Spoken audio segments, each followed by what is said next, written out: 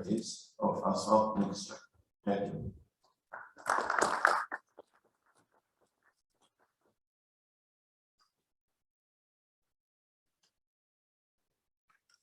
Assalamu alaikum. Good afternoon. My name is Shaban. I'm an associate professor at the university. With cooperation of University UTH and University of Hussein, Malaysia, we have one the PhD student over there done this study, which is the impact of micro. It's a bauxite, but we divided to two parts, nano and micro, to try to see the effect on that structure.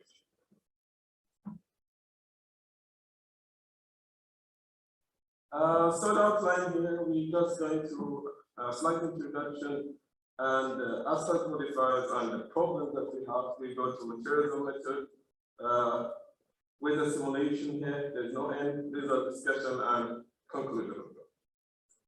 Everyone knows that recent roads need to show a better performance than in the past because we have high density or high density traffic volumes. Also, this results in increase of the load on the highways. We still with a condition which representing precipitation, moisture, and high and low temperatures. It will cause serious structural damage on our highways, as you can see in the to mitigate, to eliminate, I'm sorry, you cannot eliminate it. So to mitigate such issues, we use some modifiers. We move to use some modifiers such as polymers in order to improve the asphalt. As Mr. Khalifa mentioned previously that we use ASA and the polymer to improve the asphalt.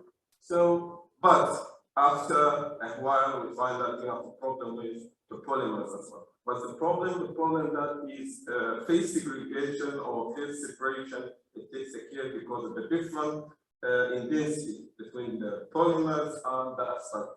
So, moreover, they start to use nanomaterials to mitigate these issues. They start to progress to use nanotechnology. The most various polymers that they use, SPS and EVA actually, and ASA.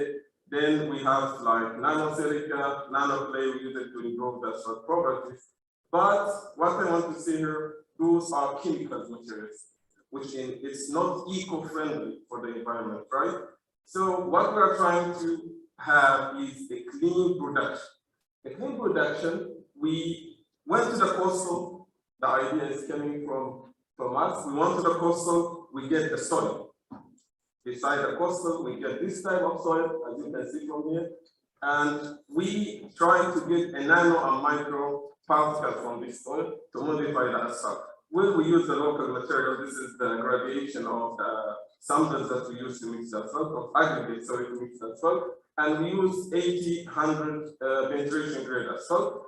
The soil that we send it to the lab, then they divide it, they give us, we check using TEM, transition of, I don't know the full name, that's under microscopy. We use it to check is the particle become nano or not. Yes, we find out the particle was right. They supply us with a nano material. They said they were able to produce a nano material.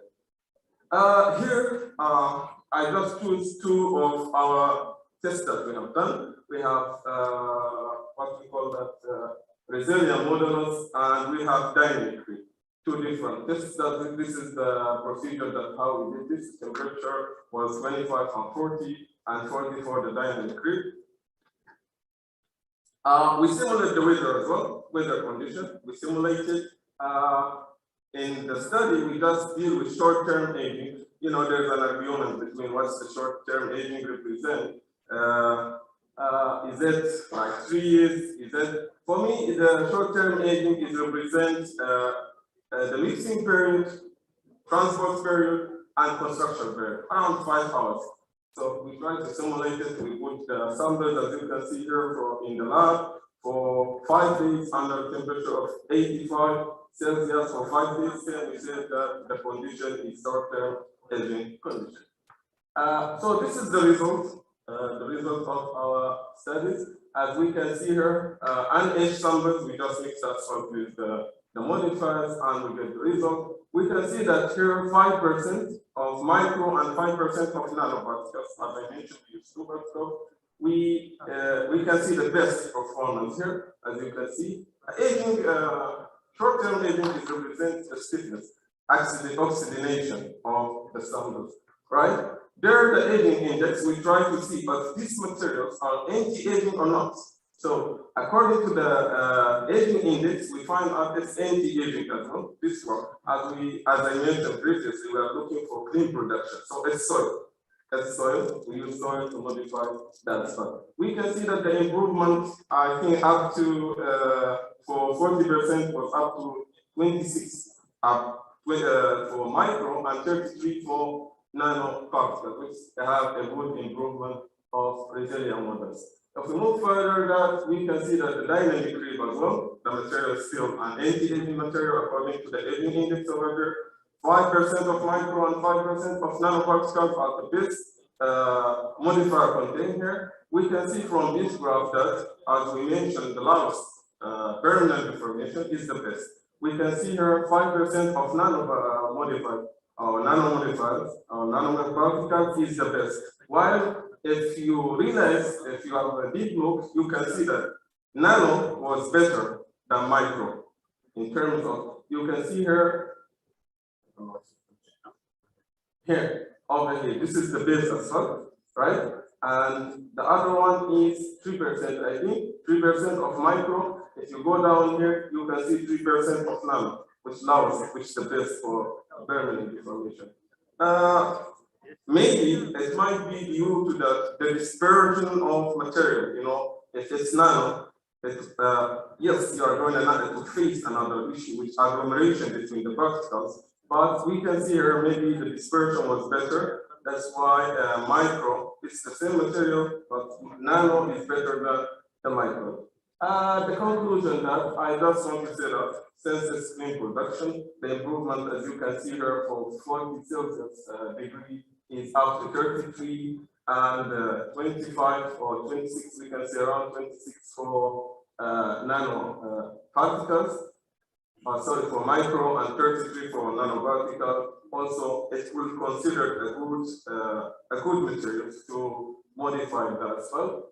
This is all, and the full study actually you can later on if we send it to the conference proceeding or so on. Thank you very much for your time. That's all from me. Thank you. The mic over here. That's all.